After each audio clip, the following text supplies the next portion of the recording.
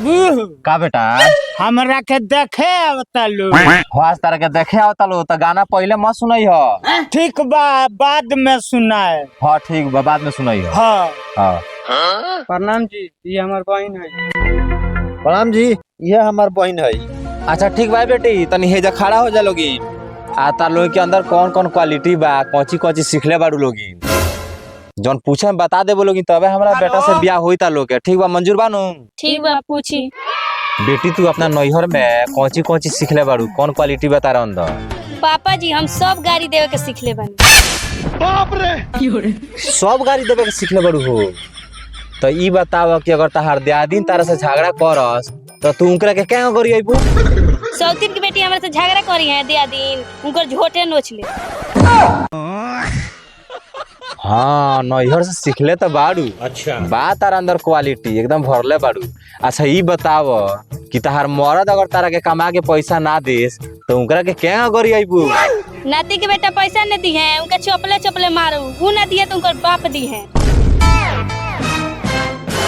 बड़ा बढ़िया खानदान से बाड़ू हो। तार माई बाप तो बाप रे बाप तारा में क्वालिटी ठूस ठूस के भरले बाड़ू।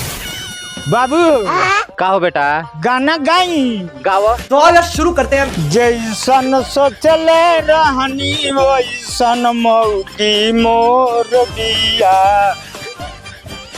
गाड़ी देवे में बिजोड़ बिया हो। ए बेटी ई जोन अपना नैहर में सीखले बाड़ी तौन तो क्वालिटी बता दली। अब तू अपना नैहर में का सीखले बाड़ू तनी तू बता दो। बहन डराए के नहीं खे, पहला दूसरा क्वालिटी छोड़ कर तीसरा क्वालिटी बताओ। हाँ बताओ बताओ। रुको जरा। पापा जी हम एक नंबर के चोरिन है।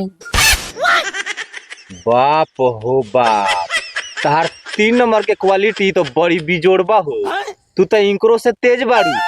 ए बेटी आ घरे काका चोरावे लू तनी बताओ। पापा जी शादी ब्याह में मेहरारू वाले से तुमने गाना गुरे चोरा लेनी हम अब मर्द लोग के जेब में से पैसा निकाल के धर लेनी। बाबू का बेटा एगो औरी गाना गाई। फिर से गइबा? हाँ गावा। मेहरारू गोर बिया बड़ा बिजोड़ बिया एकरे से शादी करा दो कि बड़ा का चोर बिया कि बड़ा का चोर बिया कि एक नंबर चोर बिया कि एक नंबर चोर बिया। एकरे से करा दी। हाँ हाँ करा दो ए बाबू। का हो? एको अपना पटदारी के मेहरारू हाँ। एकरा डरे ना वही सा अपना घर है। गइनी क्यों चोरावलस कुछ? हाँ ठीक हो तारा। आ बाबू का हो बेटा तू हेकरा से बियाह कर लो। एकरा से हाँ तू का खातिर हो? जे गाड़ी देवे में बिजोड़ बिया। हाँ 1 नंबर दिया। हाँ चचिया में लेनू हाँ। उहो ना आई अपना घर है। पापा जी खाली हम गाड़िया ना देनी हमरा लग और क्वालिटी बा। ना ए दादा तू कोनो क्वालिटी में सुनाओ हमरा लड़का के बियाह है चोरिन से होई।